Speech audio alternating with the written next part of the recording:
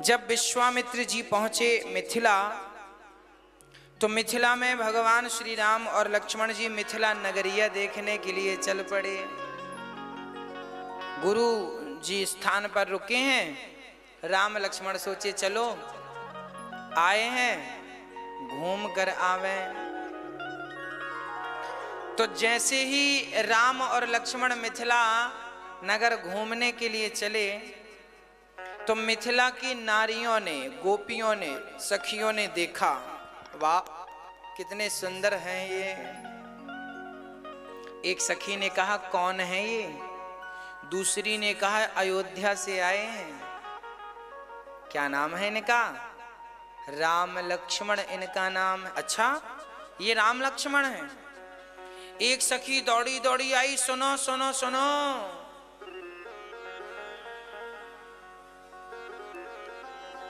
इनसे बच के रहना। बोले क्यों? क्यों बच के रहना?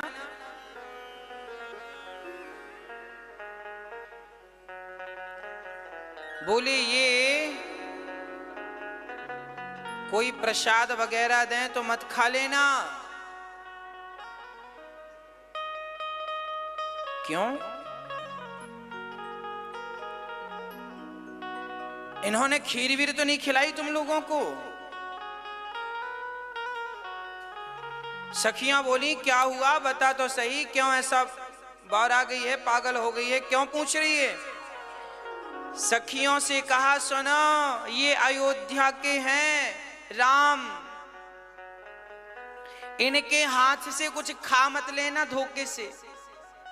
क्यों?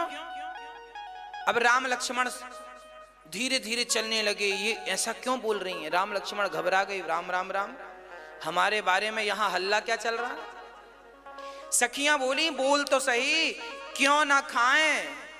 अरे ये उस नगर के राजकुमार हैं जिस नगर में बच्चा पैदा करने के लिए बाप की जरूरत पड़ती ही नहीं है। क्या बकवास कर रही है? हाँ, ये जो राम लक्ष्मण घूम रहे हैं मिथिला में, ये बाप से पैदा नहीं हुए। अच्छा फिर कैसे हुए? अरे इनके पिता ने यज्ञ कराया था, खीर खाने से, सुना है अयोध्या में खीर खाने से बच्चे पैदा हो जाते हैं। ये खीर वीर खिलाएं तो मत खाना। लक्ष्मण जी माथा पकड़े, हे भगवान अच्छी बदनामी कर रही हैं हमारी, खीर खाने से बच्चा पैदा होते हैं। तो लक्ष्मण जी राम जी से बोले सुनो, हम सोचे हैं मिथिला में एक घर बना लें। राम जी बोले ये प्लॉट बढ़िया दिख रहा है, फ्रंट में है, इसको खरीद के घर बनाते हैं बड़ा। लक्ष्मण जी बोले समस्या एक है, बोले हम मिथिला में जगह खोद नहीं सकते। क्यों नहीं खोद सकते लक्ष्मण? बोले हमारे यहां तो खीर खाने से पैदा होते हैं बच्चे, हमारे यहाँ तो बाप की जरूरत नहीं पड़ती, पर मिथिला में तो ना माँ की जरूरत पड़ती ना बाप की। घर जमीन खोदो बेटियां पाओ। अब तो सखियां जो ताने मार रही थी, अब वो जब सुनी तो वो भी सिर झुका के आगे चल पड़ी। जैसे अब क्या करें, जैसे हम हैं वैसे ये भी है। ऐसे राम लक्ष्मण जब घूम के आए, तब तक जनक जी को सूचना मिली कि आए हैं राम, गुरु जी आए हैं। तुरंत गुरु जी के दर्शन करने आए। तब तक राम लक्ष्मण को जनक जी ने देखा। राम जी गए रहे देखन फुलवाई, जब फुलवाई ते ही अवसर आए दो भाई, गए रहे देखन फुलवाई, फुलवाई देख के आए। जब आए तो जनक जी ने राम लक्ष्मण को देखा, दंग रह गए। हे भगवान, जनक जी भूल गए कि मैंने कोई प्रतिज्ञा ली है। जनक जी ने प्रतिज्ञा ली है, जो धनुष तोड़ेगा वही मेरी बेटी का पति बनेगा। जनक जी बोले हे भगवान, मैंने पहले इन्हें देख लिया होता तो ऐसी प्रतिज्ञा ना करता। बड़े पश्चाताप करने लगे। गुरु जी ने कहा जनक जी क्या हुआ? बोले कुछ नहीं, हमारा विचार कुछ हो रहा है। क्या? जनक जी रहने की व्यवस्था करते हैं। रात हुई तो गुरु जी के चरण लक्ष्मण जी दबा रहे हैं, राम जी दबा रहे हैं। जब गुरु की सेवा हुई तो राम जी विश्राम करे तो लक्ष्मण जी राम के चरण दबा रहे हैं। कितनी बढ़िया बात है। बिना चरण दबाए लक्ष्मण जी की कोई एक रात ऐसी नहीं गई जो बिना चरण दबाए लक्ष्मण जी ने सोए हों। आगे सुबह हुई, जब चर्चा हुई, गुरु जी ने स्नान किया। लक्ष्मण जी राम जी बोले चलो पुष्प वाटिका चलते हैं, पुष्प तोड़ कर लाते हैं। राम जी चले पुष्प वाटिका पुष्प तोड़ने के लिए। और जब पुष्प वाटिका से पुष्प तोड़ने चले तो वहां एक अद्भुत दर्शन हुआ। वहां पुष्प तोड़ रहे थे राम जी, तभी संयोग से वहां सीता जी आ गई सखियों के साथ। एक सखी अलग हो गई सखियों के साथ, बोली चलो हम बगीचा देखकर आए। वो उर्मिला थी। एक सखी सिय संग विहाई, गई रही देखन फुलवाई, तेहि दो बंधु विलोकी जाई। जब उसने देखा कि सुंदर पुरुष हैं राम लक्ष्मण, दौड़ी दौड़ी गई, सीता सीता क्या हुआ, अरे देख तो आज कौन आया है, कौन, हाथ पकड़ के ले आई। और सिया जी जब राम के सामने आई तो नजर मिली राम से। राम ने सिया को देखा। आज पहली बार राम जी किसी नारी को देख रहे हैं और पहली बार सिया जी किसी पुरुष को देख रहे हैं। दोनों एक दूसरे को देख रहे थे। लक्ष्मण जी राम को देख रहे हैं। फिर नजर गई सिया जी की तरफ तो लक्ष्मण जी ने सिर झुका लिया। भैया भाभी देख रहे हैं, हम क्यों देखें। हाँ, लक्ष्मण जी तो राम के चरणों को देखने लगे। अब बहुत देर हो गई, राम जी देखे जा रहे हैं, देखे जा रहे हैं। सिया जी आंखें पलकें झपकने को तैयार नहीं। निमि राजा बैठे हैं आंखों में, इसलिए झपकती है, वो भी हट गए। ये निमि जो आंखों की पलकें झपकती है ना, ये राम की वंशज है। ये भी सोचे कि जब मेरा वंश में कोई बच्चा देख रहा है तो मेरा यहाँ बैठना बूढ़े का ठीक नहीं। वो भी हट गए तो पलक झपकी ही नहीं। एक टक राम जी सिया को, सिया जी एक टक राम को देखती रही। तब लक्ष्मण जी ने कहा सरकार, गुरु जी पूजा के लिए पुष्प मांगेंगे और यहाँ आप ये देखा देखी चला रहे हैं। राम जी को बड़ा संकोच लगा। हाँ लक्ष्मण चलो। वहां सीता जी सखियां सीता को लेकर गई, यहाँ राम जी को लक्ष्मण जी लेकर गए। अब सिया जी गई और माता की पूजा करके प्रार्थना करे, मन जाहे राज्यों मिलहि सोवर, सहज सुंदर सावरो, करुणा निधान सुजान, शील स्नेह जानत रावरो, यही भांति गौरे आशीष सुन सिया सहित हिया, हर्षित लली तुलसी भवानी, पूज्य पुनि पुनि मुदित मन मंदिर चली। राम को सिया ने देखा तो राम की छवि हृदय में बैठ गई। ऐसे सुंदर राम थे, इतना सुंदर मुख था, इतनी सुंदर आंखें। प्रार्थना करने लगी, माता जी हमें पति राम ही मिले। माला पहनाई तो वो माला माता जी के गले से उतरकर सीता जी के गले में आ गया। मानो माता जी आशीर्वाद दे रही हैं, जाओ पर ये बताओ कि वहां दो पुरुष थे, तुम्हें कौन सा अच्छा लगा। सिया जी ने कहा, मन जाहे राचहि मिलहि सोवर, सहज सुंदर। माता जी ने कहा वहां तो सुंदर दो थे, तुम्हें कौन सा चाहिए। बोले सावरो, गोरा वाला नहीं, सावरो, हमें तो सांवला सा चाहिए। वो राम जो बड़े थे, वो घुंघराले बाल, मोर पंख लगा, वो चाहिए। माता जी बोली ठीक है, प्राप्त होता है, चाहे कोई सा भी सुख हो। आपको धन चाहिए ना, आप शास्त्रों के अनुसार चलकर देखिए, आपको धन की प्राप्ति होगी। सुंदर संतान चाहिए, पुत्र पौत्रादि चाहिए, शास्त्रों के अनुसार चलकर देखिए, आपको सब कुछ मिलेगा। शास्त्रों पर विश्वास करके देखिए, उन्हें धारण करके देखिए, जो लिखा है उनका अनुसरण करके देखिए, जो चाहते हो सब कुछ मिलता है। पर जीवन हो शास्त्रों के अनुकूल, प्रतिकूल ना हो। भगवान श्री राम का विवाह माता सीता के संग जैसी राम जी ने धनुष तोड़ा, श्री परशुराम जी आ गए। किसने धनुष तोड़ा है? हमारे गुरु जी का धनुष है ये। अब तो जब गुरु जी का धनुष टूटा तो परशुराम जी दौड़ पड़े। किसने ये अपराध किया? बहुत बोले।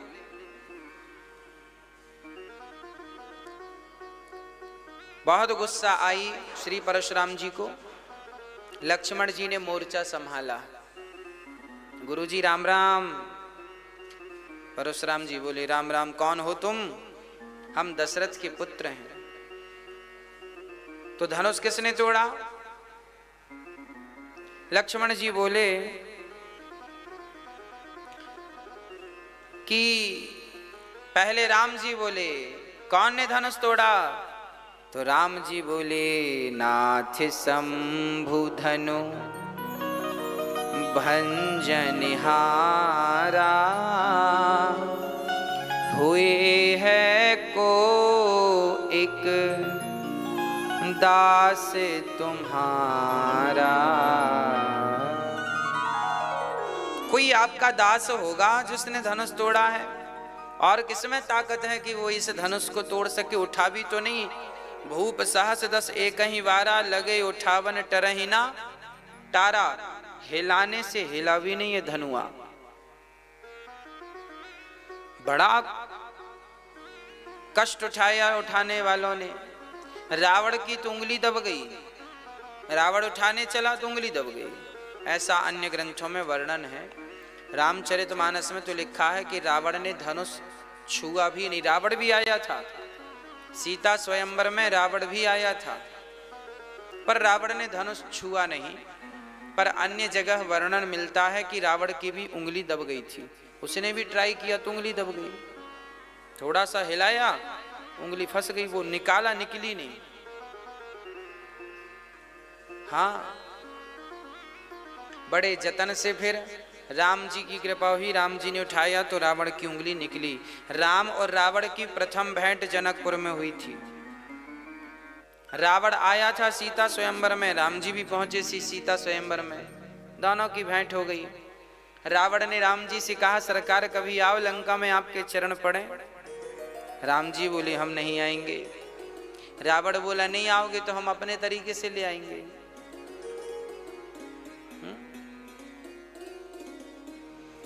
चलिए, ये तो बाद का विषय है। भगवान श्री राम परशुराम जी का सामना कर रहे हैं। लक्ष्मण जी बोले आपको क्या तकलीफ है? धनुष टूट गया। तो परशुराम जी बोले हमारे गुरु जी का धनुष है। लक्ष्मण जी बोले तो सुनो, हमसे दूसरा धनुष ले लो। ऐसे धनुष तो हम बहुत तोड़ते चले आ रहे हैं, क्षत्रिय बालक हैं। परशुराम जी आग बबूला हो गए। क्या समझते हो कोई साधारण धनुष है? तोड़ते चले आ रहे हो, जानते नहीं हो हम कौन हैं? लक्ष्मण जी बोले देखो हम बहुत जानते हैं आपको। आप वही परशुराम जी हैं ना जिसने अपनी मां का गला काट दिया था? वही हो ना? परशुराम जी बोले हाँ वही है। बाद में जोड़ भी तो दिया था, भूल गए? परशुराम जी ने अपने पिता की आज्ञा मानी। क्या हुआ था? परशुराम जी के पिता जमदग्नि थे ना। परशुराम जी के पिता श्री जमदग्नि जी की पत्नी जल में पानी भरने गई थी नदी। तो वहां पर कुछ अप्सराएं और गंधर्व उस नदी में क्रीड़ा कर रहे थे। तो परशुराम जी की मां जमदग्नि पत्नी वो क्रीड़ा देखने में विलंब हो गया 5-10 मिनट का। तो जमदग्नि जी ने देखा कि मेरी पत्नी का मन किसी स्त्री पुरुष में लगा है। तब तक परशुराम जी आ गए फरसा लेकर। परशुराम जी ने कहा थोड़ा इनको तेज कर दो, इनको थोड़ा हाँ बढ़ा दो। परशुराम जी ने कहा गुरुदेव प्रभु जी पिताश्री चरणों में आपके पुत्र का प्रणाम स्वीकार कीजिए।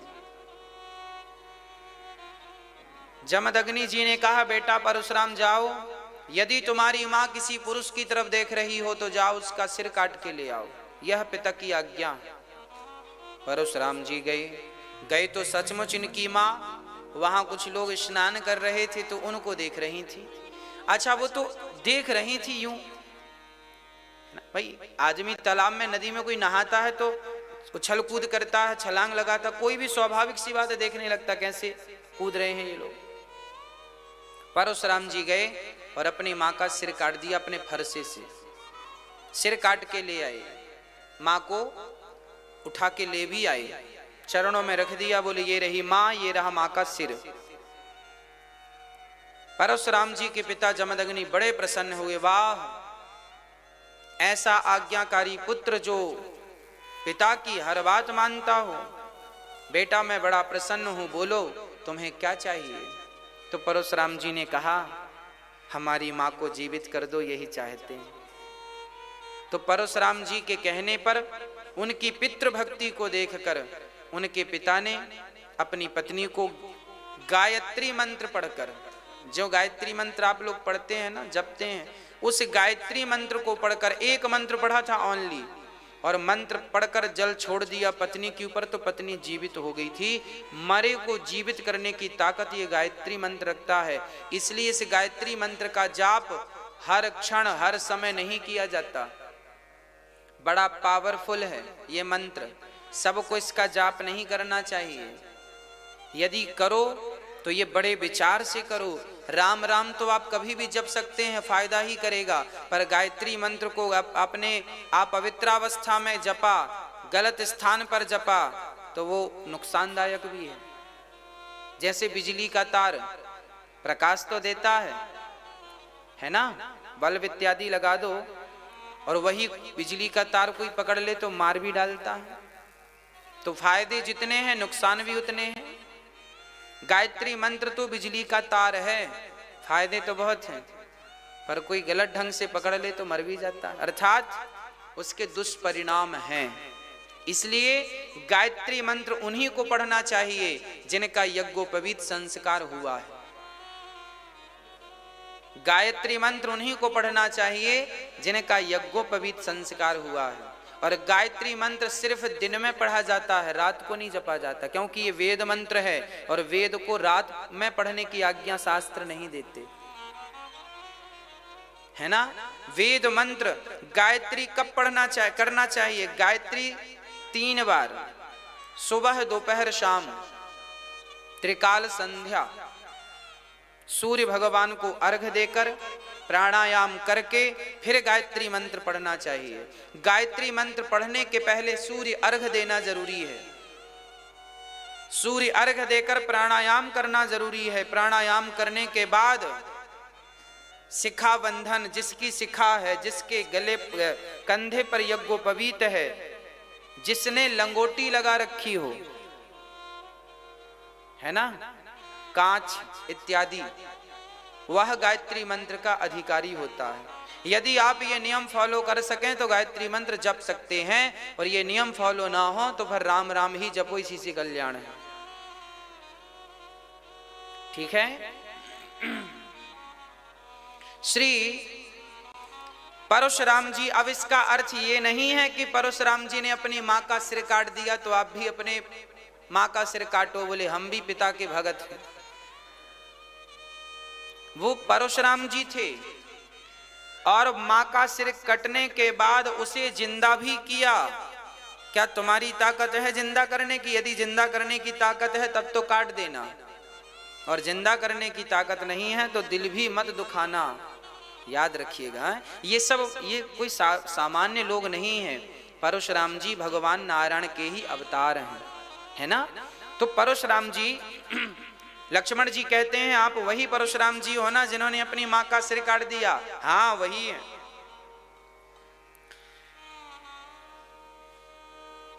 लक्ष्मण जी बोले धनुष टूट गया, तो आप दुखी क्यों हैं? बोले हमारे गुरु जी का है। तो लक्ष्मण जी बोले गुरु जी का है तो एक काम करो, जोड़ लो फिर से फेविक्विक लगा के। जोड़ लो। परशुराम जी बोले कोई ऐसे जुड़ता है क्या? हमें जानते नहीं हो हम। अब परशुराम जी फरसा दिखाने लगे, अभी मार देंगे, हम मार देंगे। लक्ष्मण जी बोले हमें डराओ मत। परशुराम जी बोले तुम जानते नहीं, हमने 21 बार क्षत्रियों से विहीन कर दी पृथ्वी। लक्ष्मण जी बोले हमारे जैसा कोई क्षत्रिय मिला नहीं होगा तुम्हें। एक कदम लक्ष्मण जी बढ़े तो एक कदम परशुराम जी बढ़े। वो फरसा दिखाएं तो ये अपना धनुष दिखाएं। बड़ी देर हो गई, अंत में राम जी हाथ जोड़कर चले गए। हे नाथ, अपराध मेरा है, ये लक्ष्मण बालक है, इसका कोई अपराध नहीं है, धनुष मैंने तोड़ा है। परशुराम जी बोले आपने तोड़ा है? राम जी ने धीरे से कहा बाबा जी हमें पहचानो। परशुराम जी ने पहचान लिया, आप भगवान ही तो नहीं हैं। राम जी बोले ठीक पहचाने। तो परशुराम जी के पास एक धनुष था, उस धनुष पर डोरी चढ़ाकर परशुराम जी ने कहा मेरे धनुष पर डोरी कोई चढ़ाएगा तो मैं मान लूंगा कि आप साक्षात भगवान हैं, क्योंकि इस धरती पर भगवान के सिवा मेरे धनुष पर डोरी चढ़ाने वाला कोई, ये वही परशुराम जी हैं जिन्होंने पितामह भीष्म को ज्ञान दिया। भीष्म पितामह को धनुष पकड़ना किसने सिखाया? परशुराम जी ने। भीष्म पितामह द्वापर में हुए हैं और ये चर्चा है त्रेता की। राम जी को परशुराम जी त्रेता युग में मिले और यह महेंद्राचल पर्वत में आज भी तपस्या कर रहे हैं। गुरु द्रोणाचार्य के गुरु यह हैं, द्रोणाचार्य के गुरु परशुराम जी हैं, दानवीर कर्ण के गुरु परशुराम जी हैं, पितामह भीष्म के गुरु परशुराम जी हैं। तो आज परशुराम जी ने जब धनुष अपना देना चाहा तो रामचरितमानस में लिखा है कि धनुष देना चाहा, हाथ से अपने आप धनुष राम जी के हाथ में चला गया। मानो वो धनुष भी तड़प रहा था कि कब मैं राम के हाथों में जाऊं, और गए तो राम जी ने धनुष पर डोरी चढ़ा के दिखाई। परशुराम जी सिर झुका के खड़े हो गए, प्रभु आप तो भगवान हैं। प्रणाम करके परशुराम जी राम को प्रणाम। देखिए भगवान श्री राम वह परमात्मा है, कोई सामान्य व्यक्ति ना समझ ले। कई लोग ना हमसे, एक सज्जन ने हमसे कहा कि राम जी तो महापुरुष हैं, राम जी कोई भगवान थोड़ी हैं, ऐसा हमसे किसी ने कहा। हमने कहा भैया यदि राम जी महापुरुष हैं तो आप बताओ आज तक किसी महापुरुष के नाम के पत्थर पानी में तैरे हो तो एक महापुरुष का नाम बताओ। नहीं ना। आज तक किसी एक महापुरुष के चरणों के स्पर्श से किसी नारी का उद्धार, पत्थर की शिला का उद्धार हुआ हो तो बता दो। अरे भाई राम जी को, कृष्ण जी को आप महापुरुष ना कहो, ये तो साक्षात वही भगवान हैं जिनको ब्रह्मा जी भी हाथ जोड़ करके प्रणाम करते हैं।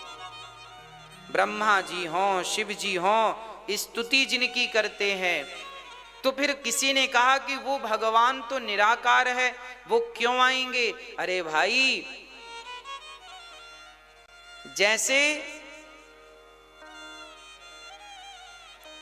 जैसे बहुत बड़ा राजा जो सबका सम्राट होता है, वह राजा जब अपने बच्चों के साथ खेलता है तो बच्चों के लिए घोड़ा बन के उन्हें अपनी पीठ में बिठा लेता है कि नहीं? हाँ या ना? भाई भारत के प्रधानमंत्री हों या राष्ट्रपति हों, उदाहरण के लिए समझिएगा, आज भारत के राष्ट्रपति श्री रामनाथ कोविंद जी हैं।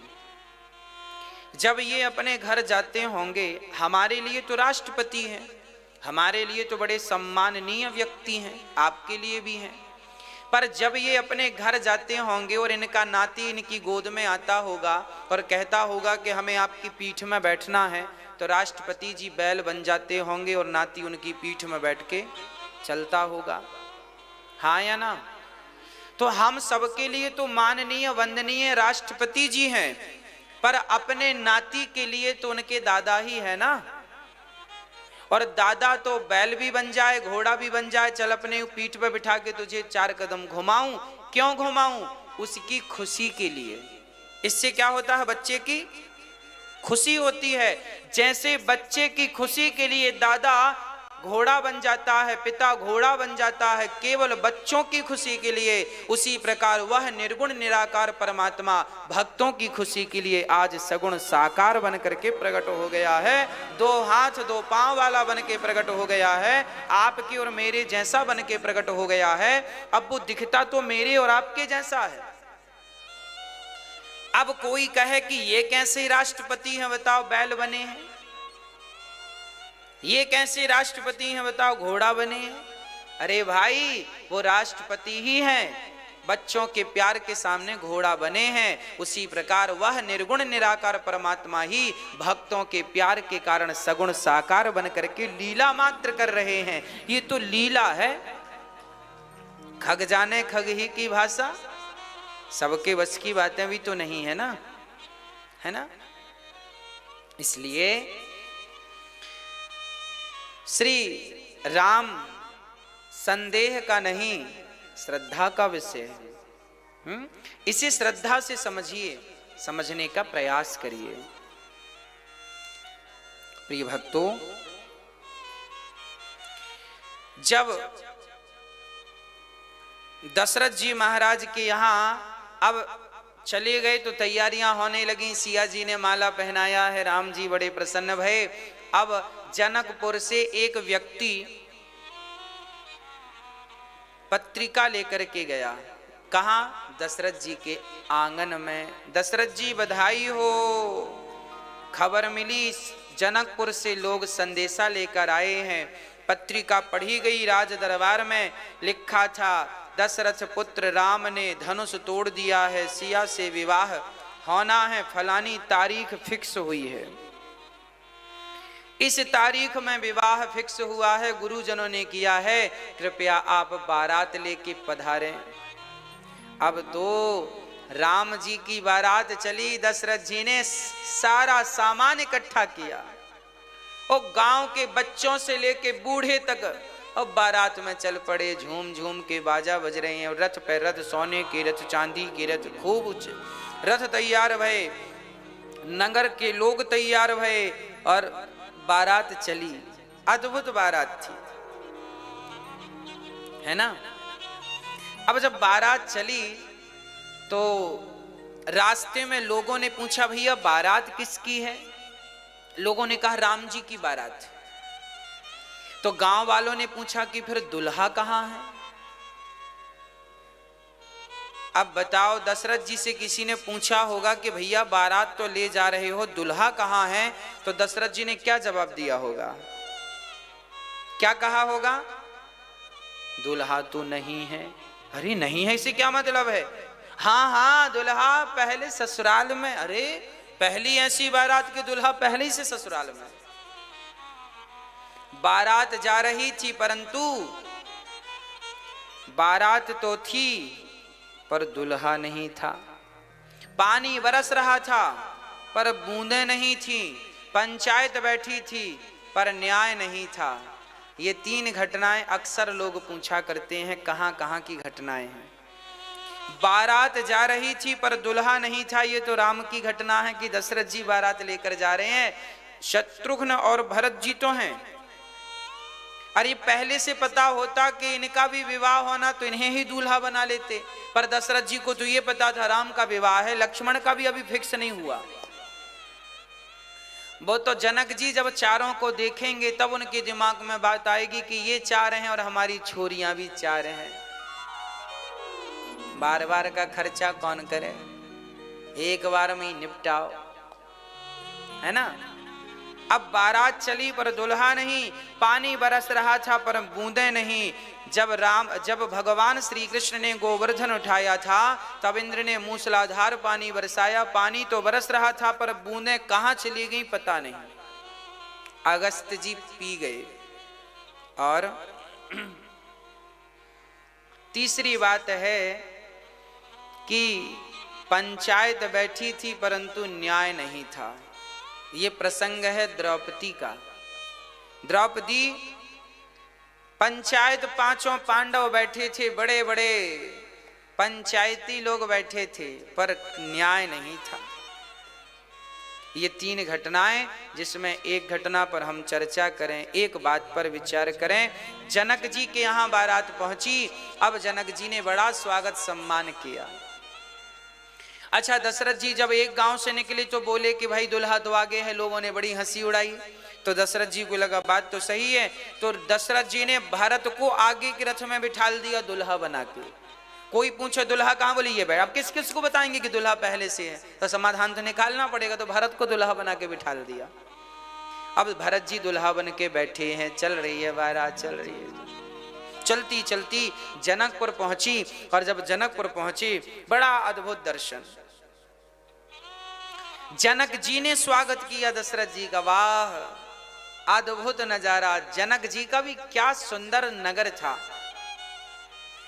जनकपुर कैसा था जानते हैं? बड़ी चौड़ी चौड़ी सड़कें थी, एक से बढ़कर एक मकान थे। आहा, सारे मकान चारों तरफ से खुले थे। वास्तु का पूरा ध्यान रख करके मकान बनाए गए थे।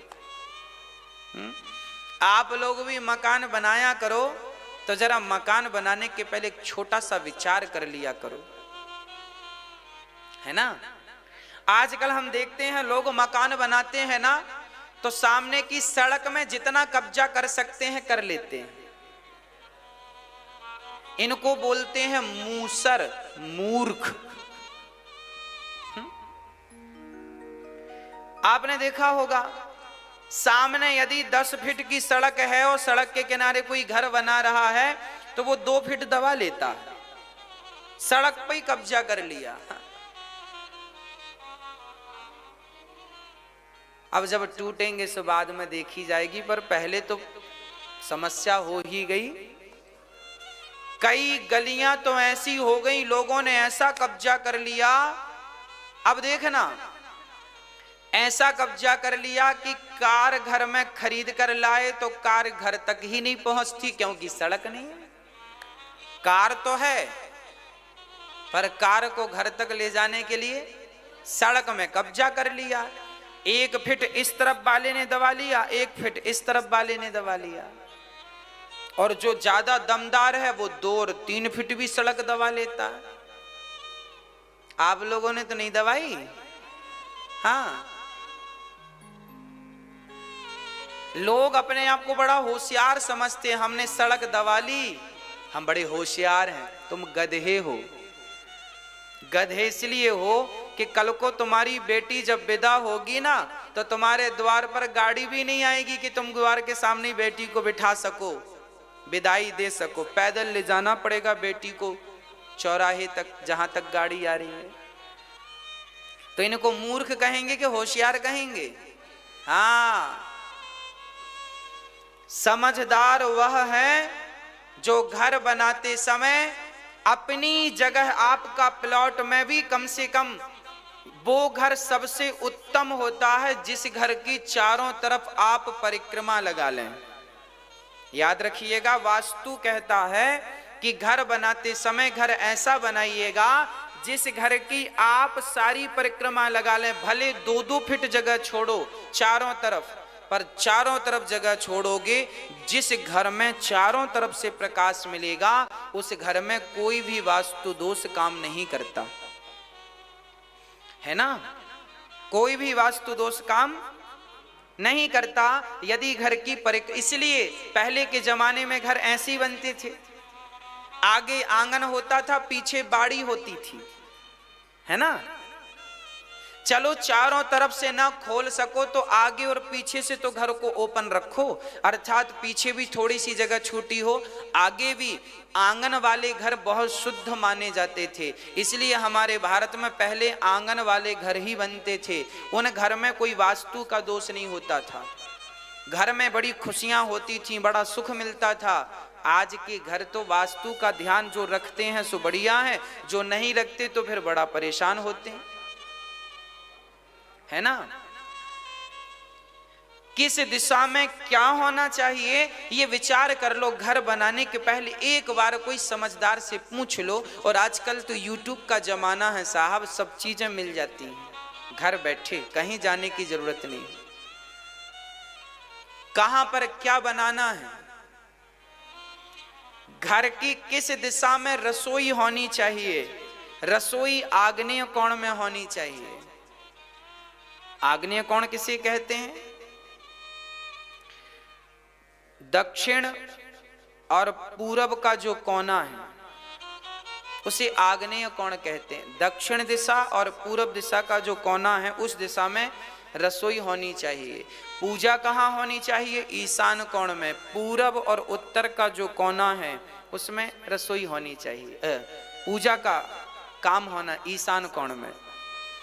ईशान कोण किसे कहते हैं? पूरब और पूरब दिशा और उत्तर दिशा का जो अंग कोना है, पूरब और उत्तर की तरफ की जो जगह है आपके घर में, उसे बड़ी शुद्ध रखना चाहिए। वो जगह यदि शुद्ध है तो घर में शुद्धता बनी रहती है, घर में शांति बनी रहती है। उस दिशा में धोखे से भी लाइट बात मत बनवा लीजिएगा, नहीं तो जीवन रोते रोते गुजरेगा। पूरब और बोलो, पूर्व और उत्तर का जो कोना है वहां कदापि लाइट बात नहीं होनी चाहिए। कहां होनी चाहिए लाइट बात? दक्षिण और पश्चिम की तरफ, है ना। घर में जो आपका प्लॉट एरिया है, माना कि आपका 30 बाई 30 का प्लॉट एरिया है या 30 बाई 50 का प्लॉट एरिया है, तो 30 बाई 30 में जो पूरब और उत्तर की तरफ का कोना है उसमें तो आप शुद्धता रखो। वहां सीढ़ियां भी नहीं होनी चाहिए। अब जिनके घर में हैं कृपया तोड़ मत देना।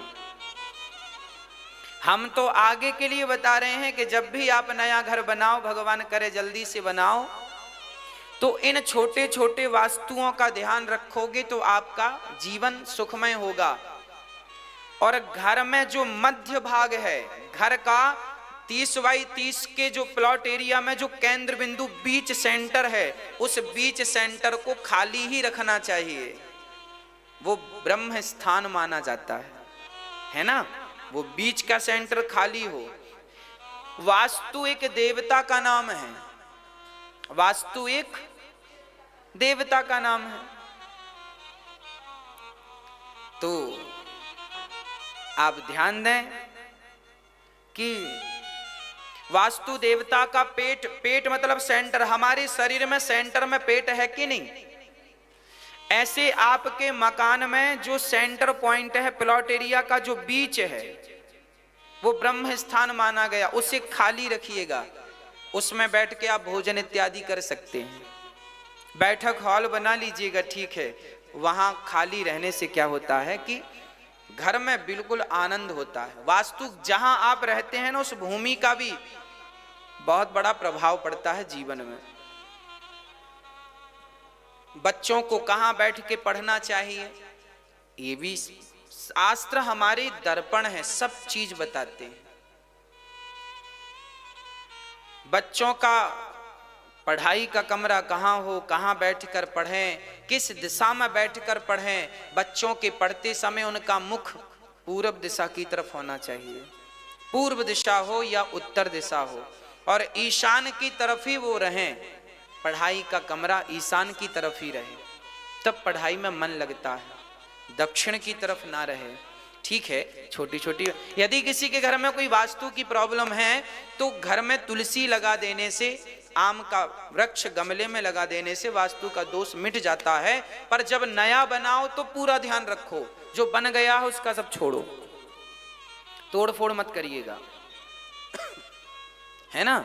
आगे से जब नया घर बनाओ तो विशेष ध्यान आपको छोटा सा रख लेना चाहिए। चलिए, जनक जी, जब जनक जी की नगरी पूरी वास्तु के हिसाब से बनी है, पानी कहाँ होना चाहिए? घर में बोर बनवाओ, बोर जानते हैं ना, जमीन में, है ना, वहां वो भी ईशान कोण में होना चाहिए।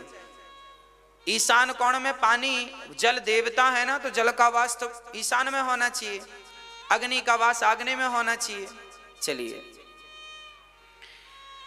अब आप ये समझिएगा कि आप अपने घर को जितना आगे की तरफ छोड़ के बनाएंगे, थोड़ा सा 2 फीट 4 फीट 5 फीट जितना ज्यादा, उतना आपके लिए शुभ है। और जो सड़कों में दबा लेते हैं ना, आपने देखा होगा जिन जिनने अपने घर को सड़कों में दबा लिया, गलियों को कवर कर लिया, याद रखना जब आप दूसरों का रास्ता रोकेंगे तो आपके रास्ते तो अपने आप रुक जाएंगे।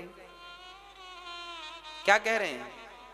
मैंने देखा है हमारे यहां भी लोग ना सड़कों को कब्जा लेते हैं, कब्जा कर लिया, बाद में परिणाम क्या हुआ? जो उनकी गति थी धीमी पड़ गई, और धीमी पड़ गई, बिल्कुल डाउन जीरो हो गए। जब आप दूसरों का रास्ता, भाई गांव के लोग, नगर के लोग जिस गली से निकलते हैं, तुमने दबंगई के कारण दबा लिया तो तुम्हें क्या लगता है तुम सुखी हो जाओगे?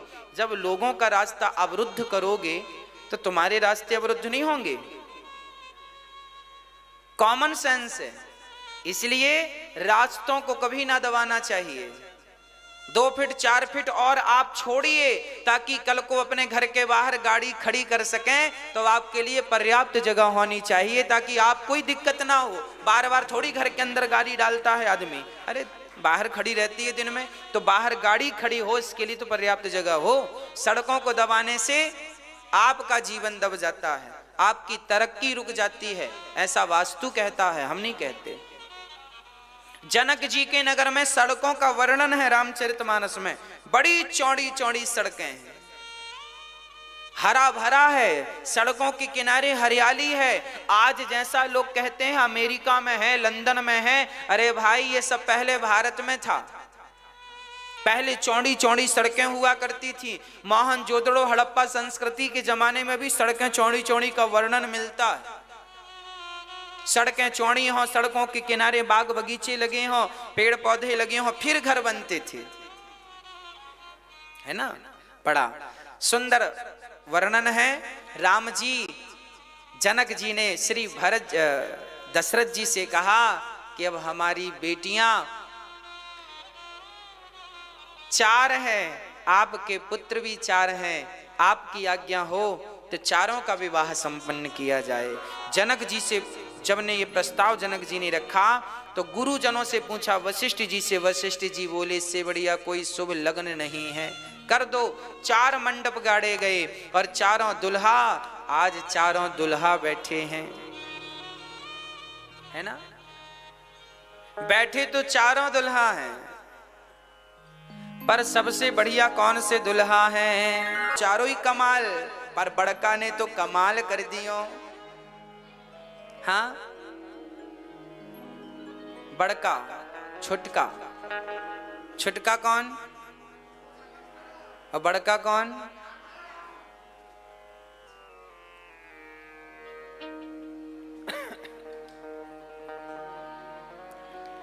बिहार की भाषा बड़ी प्यारी है, आपको पता है?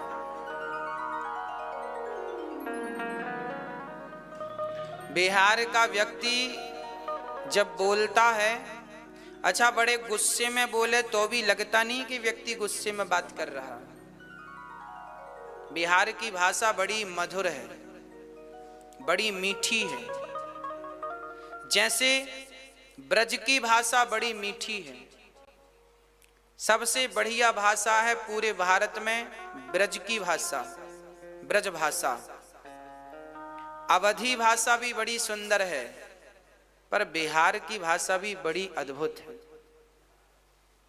बिल्कुल सरल, सहज, और वहां का व्यक्ति गुस्सा भी होता है ना, और गुस्से में भी कुछ बोले तो हमें आपको लगेगा कि सामान्य बात कर रहा है। अर्थात वहां का क्रोध भी दिखता नहीं है ज्यादा, क्योंकि भाषा में क्रोध नहीं है, क्योंकि भाषा बड़ी सरल है, सहज है, सुंदर है, मीठी है। हमें तो सुनने में बड़ा अच्छा लगता है।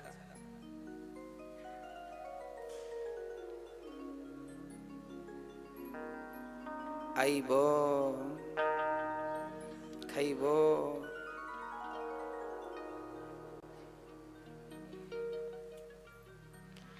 बड़ी सुंदर भाषा। आज राम जी अयोध्या से पहुंचे जनकपुर। और बड़े भाव से श्री राम लक्ष्मण भरत शत्रुघ्न का विवाह संपन्न हुआ। राम जी का विवाह सीता मां से, लक्ष्मण का विवाह उर्मिला, शत्रुघ्न जी का विवाह श्रुतकीर्ति और भरत जी का विवाह मांडवी। चारों भाइयों का विवाह संपन्न हुआ। जनक दशरथ जी बोले जनक जी से, चलो अब विदा करो बेटी को। जनक जी बोले विदा कैसे करें, अभी तो चारों तरफ पानी बरस रहा है, बारिश का समय है, नदियां बाढ़ में हैं, अभी थोड़े दिन रुक जाओ। कब तक? 4 महीने। जनक जी ने 4 महीने इसलिए रोक दिए क्योंकि चतुर्मास यहीं व्यतीत कर लो, कहां जाओगे पानी में। चलो बारिश खत्म हो गई, बारिश खत्म हुई तो श्राद्ध पक्ष आ गए। दशरथ जी ने कहा अब विदा कर दो। अरे बोले श्राद्धों में कोई बेटी विदा करता? श्राद्ध रुक जाओ। श्राद्ध रुके तो त्योहार कौन सा आ गया? अरे बोले नवरात्रि में लोग कन्या घर में खिलाते हैं कि कन्या विदा करते हैं? अब 9 दिन ये। अब बोले अब ये नवरात्रि गई, अब दशरथ जी बोले अब नवरात्रि गई अब विदा करो। अरे बोले घर की साफ सफाई चल रही है, त्योहार बड़ा सामने है, दीपावली, दीपावली हो जाए। ऐसे करते करते 6 महीने जनक जी ने रोक रखा। और जब 6 महीने हो गए, अब जनक जी ने अपने आप को समझाया कि आज ना सही कल, कल ना सही परसों, बेटी को तो विदा करना ही पड़ेगा, तो फिर कर ही दो। जनक जी ने इतना दहेज दिया, इतना सामान दिया कि दशरथ जी ने जितना मिला जनकपुर वासियों को, गरीबों को, दीन दुखियों को बुला बुला के वहीं के वहीं निपटाए। कहां ढोते फिरेंगे। जनक जी ने जनक जी दान दे रहे हैं दशरथ जी को, कन्यादान में जो सब दहेज जिसे आप बोलते हैं, दशरथ जी ने सब लुटाना शुरू कर दिया। कहने का अर्थ यह है कि आपकी जरूरत से ज्यादा विधाता दे दे तो उसका काम केवल परमार्थ के लिए हो। जो धन धर्म के लिए होता है वो धन बढ़कर के हमें विधाता देते हैं। और जब धन हम अपने उपयोग में लेते हैं सारा और उसका दुरुपयोग करने लगते हैं तो भगवान समझ लेते हैं ये व्यक्ति योग्य नहीं है, धन देना भगवान कम कर देते हैं। धन मिले पानी बाढ़े, नाव में घर में बाढ़े, दाम दोनों हाथ उलीछियो यही सयानो काम। नाव में पानी बढ़ जाए तो उलीछ कर गिरा दो, नहीं तो वो पानी नाव को डुबा देगा। जरूरत से ज्यादा घर में धन आ जाए तो दोनों हाथ से दान करना, नहीं वह धन ही बुद्धि बिगाड़ देगा और लुटिया डुबा देगा।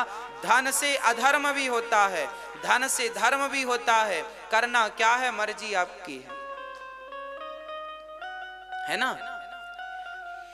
अब विदा होने लगी तो जनक जी के, दशरथ जी ने जाकर जनक जी को प्रणाम किया। दशरथ जी ने जनक जी के पांव छुए और जैसे ही पांव छुए तो जनक जी रोने लगे, प्रभु आप मुझे अपराध में डाल रहे हैं, अपराधी बना रहे हैं। क्यों? क्योंकि परंपरा तो यही आई है कि हमेशा लड़की का पिता लड़के के पिता के पांव छूता है, पर आज उल्टा हो गया।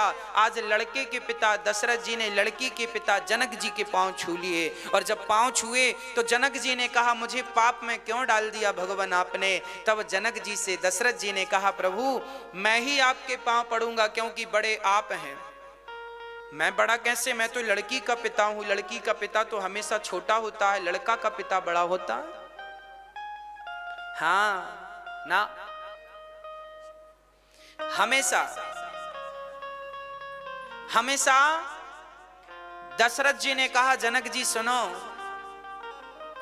हमेशा देने वाला बड़ा होता है और हमेशा लेने वाला छोटा होता है। अरे लड़की का पिता इसलिए बड़ा होता है क्योंकि लड़की का पिता लड़की दान करता है, देता है। जिसे कन्या दान कहते हैं। तो देने वाला तो सदियों से बड़ा हुआ है। अरे देने वाला बड़ा हुआ तब तो लेने वाला बामन बने। भगवान को भी बामन बनकर, बामन मतलब छोटे, बामन अंगुल के, जब देने वाला देता है, देने वाला सदा बड़ा होता है। यदि बड़े बनना है तो देना सीखो। दशरथ जी ने कहा कि आप तो देने वाले हैं, आपने 4 बेटियों का दान किया है, आप देने वाले हैं इसलिए आप बड़े हैं, हम लेने वाले हैं इसलिए हम छोटे हैं। पर समाज की परंपरा उल्टी चलती है। यहां तो लड़के का पिता यही सोचता है हम बड़े हैं। जरा पूछो इनसे, तुम किस एंगल से बड़े हो? तुमने दिया क्या है? सिर्फ लिया है, केवल लिया है। कल ही हमसे एक बिटिया ने पूछ लिया, कल कथा सुना के हम गए तो ऊपर बैठे थे तो एक बेटी आई, उसने कल हमसे पूछ लिया कि गुरुजी आखिर माँ बाप लड़की के घर क्यों नहीं खाते? माँ बाप लड़की के घर क्यों नहीं खाते, क्यों नहीं रहते? आज भी यह देखा जाता है कि स्त्री और पुरुष यही कहते हैं कि हमें लड़की के घर का खाना ना पड़े।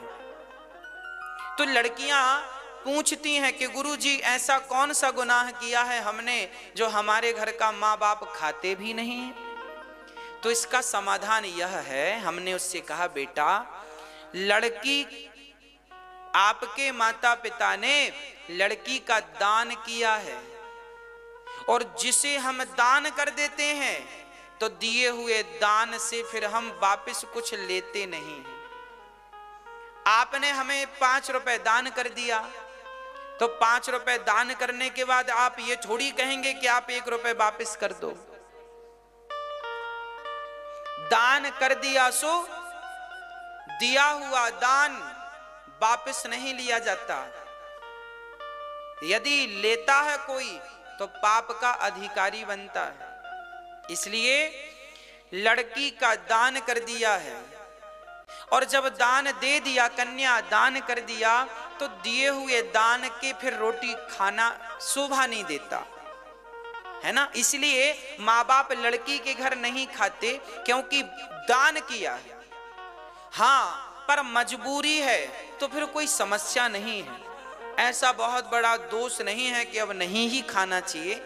हो सके तो ना खाओ, कोशिश करो। पर यदि मजबूरी है, बेटा रोटी नहीं देता तो बहुत सारी स्त्रियां बेटी के घर ही रह लेती हैं। अच्छी बात है, बुरा नहीं है, मजबूरी है। आपातकाल में हर चीज क्षम्य है, क्षमा है। पर आपत्ति विपत्ति के समय में, हर समय नहीं कि सब राजी मर्जी है तो भी बेटी के घर 15-15 दिन पड़ी है मां। विपत्ति का समय हो, आपके जीवन में आपका बेटा सेवा ना करता हो और बेटी हाथ पसारे कि मां मेरे पास आओ मैं सेवा करूंगी, तो फिर उस समय बेटी के यहां खा पी सकते हैं, फिर दोष नहीं है क्योंकि आपातकाल है वो। चलिए, अब तो ऐसे आपातकाल में सब चीज क्षम्य होती है। अब भगवान श्री राम, सीता जी विदा हुई।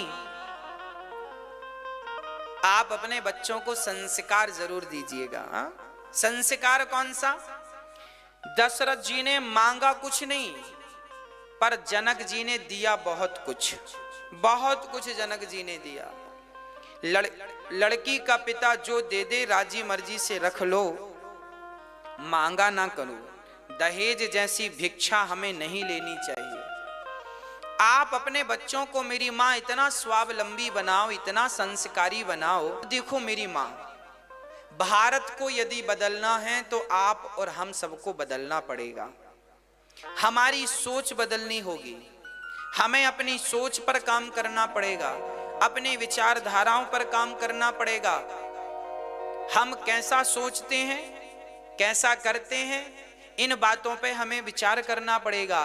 पुराना भारत जैसा था ठीक था, अब हम कैसा बनाएं इस भारत को वो हमारी मर्जी है। इसलिए हम अच्छी सोच के साथ एक अच्छे भारत का निर्माण करें। पुराना जमाना गया, दहेज लेना मांगना, हमें इतना चाहिए, अब ये शोभा नहीं देता। अब आप पढ़े लिखे हैं, समझदार हैं। वो अनपढ़ लोग थे जो दहेज मांगा करते थे, वो अनपढ़ लोग थे जो बेटियां बेचा करते थे। आप तो पढ़े लिखे हो, समझदार हो, बेटों को इतना योग्य बनाओ, इतना योग्य बनाओ कि उन्हें किसी के सामने हाथ फैलाने की जरूरत ना पड़े।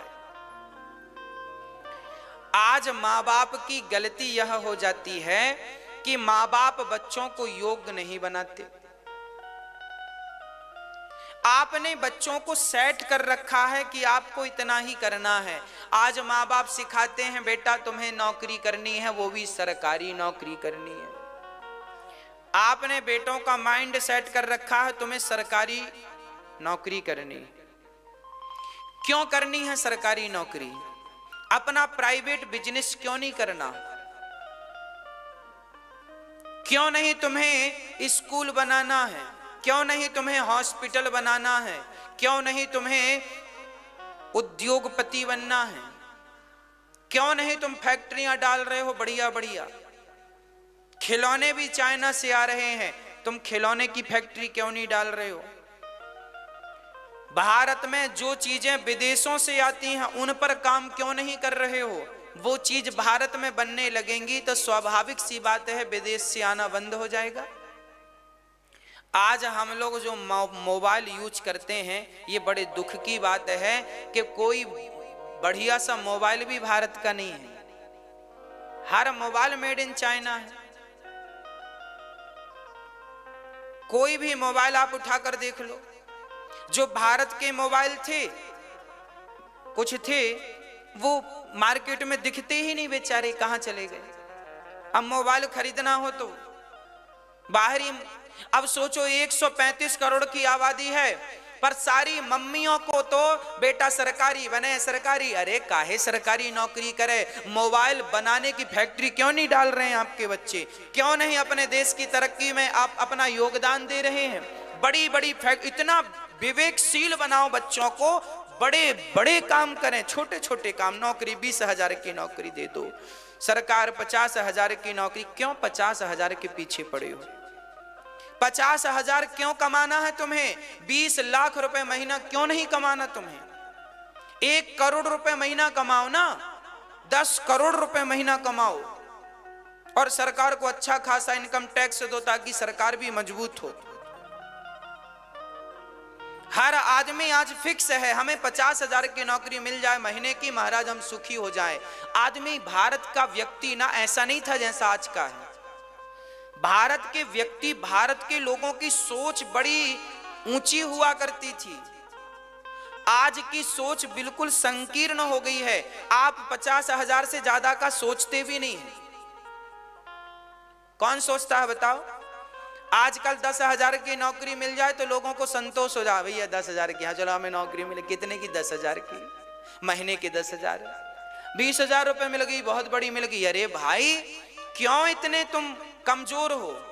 20,000 की नौकरी क्यों करते हो? 50,000 की नौकरी क्यों करते हो? अपने आप को इतना सफल बनाओ, इतना सफल बनाओ कि आप 50 लाख रुपए महीने में कमाएं, 1 करोड़ रुपया महीने में कमाएं। सफल क्यों नहीं बनाते? क्यों सीमित हो जाते हैं आप?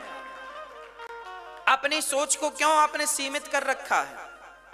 अपने बच्चों को क्यों नहीं स्वावलंबी बनाते? बच्चों को यह कहा करो, बेटा तुम्हें नौकरी नहीं करनी, बल्कि तुम्हें हजारों नौकरियां पैदा करनी है, लोगों को रोजगार देना है, ना कि रोजगार के पीछे भागना है।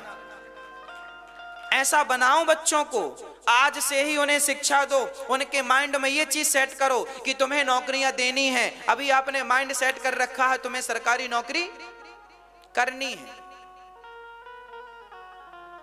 ऐसे हमारे भारत के लोग नहीं थे जैसे आपने बना दिए, भर भर के बेटा नौकरी करना, नौकरी करना, नौकरी करना, नौकरी करना। और तो और जब एग्जाम होते हैं 12वीं क्लास के, 10वीं क्लास के, तो आपने सुना होगा जिन बच्चों को, मैंने एक बार सुना एक बच्चे ने अच्छे नंबर पाए, हर